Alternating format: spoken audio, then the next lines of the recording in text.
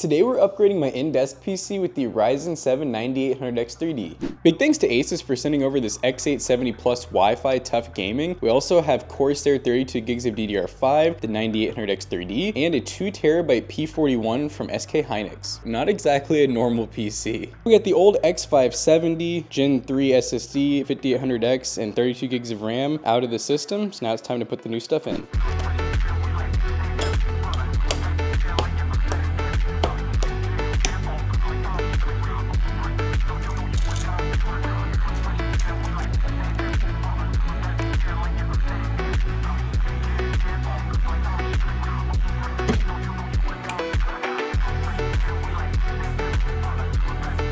Hey, I'm able to stream and get around 150, 160 FPS at a pretty high preset. I'm feeling pretty good about that. That's 1440p as well. What the heck is this? No!